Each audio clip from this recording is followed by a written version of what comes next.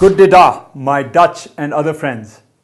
As we saw in the last few videos, being overly controlling is not good for happiness or for making good decisions.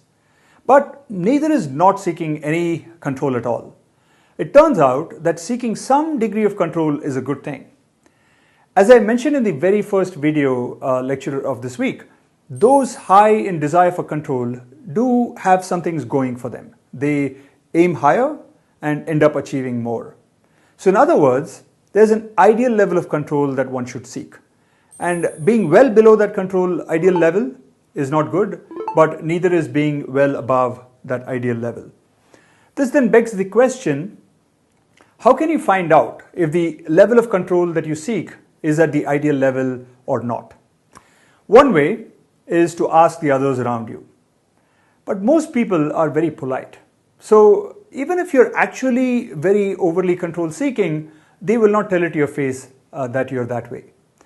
Another way to do it, which is the way that we are going to use in this course, is to do a self-assessment. I'm going to have you guys fill out two scales. The first scale taps directly into your desire for control. In fact, it's called the Desirability of Control scale, and it was developed by a researcher named Berger, who is a psychologist now at the University of California in Santa Clara. The second scale is something that's called the Maximizer Satisficer scale, or I simply call it the Maximizer scale for short. I will get to what this scale measures and how it relates to the desire for control in a little bit. But first, let's talk about the Desirability of Control scale. This scale has 20 items. Needless to say, you want to be totally and absolutely honest as you're responding to each item. After all, no one but you will get to know your desire for control score, and it is you who ultimately stands to benefit the most by knowing whether you're overly controlling or not. Now that you've filled out the Desirability of Control scale, let me have you fill out the other scale, which is the Maximizer scale. People who are overly control seeking tend to want to change and improve things a lot. Almost never are they totally satisfied with the way things are. They believe that things could be even better, and so they're constantly in the quest for improving things. So in a sense, being overly control seeking is related to being a perfectionist.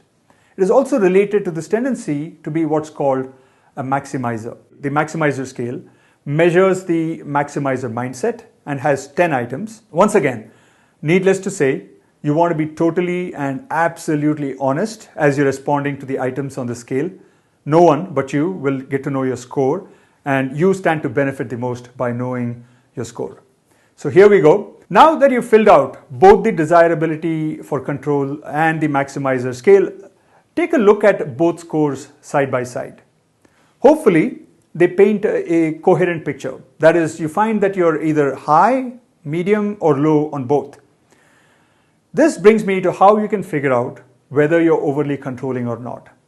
I would say that you're definitely overly controlling if your score on the Desirability of Control scale is over 120 and your score on the Maximizer scale is over 50.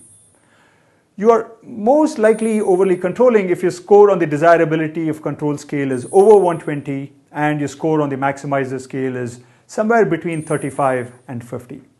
Or if your score on the Desirability of Control scale is over 110, between 110 and 120, and your score on the Maximizer scale is over 50.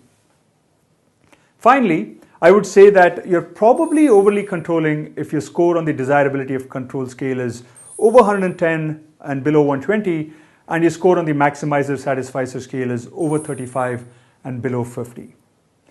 On the flip side, you're likely to be below the ideal point of control seeking if your score on the Desirability of Control scale is less than 80, particularly if you also score below 25 or so on the Maximizer scale.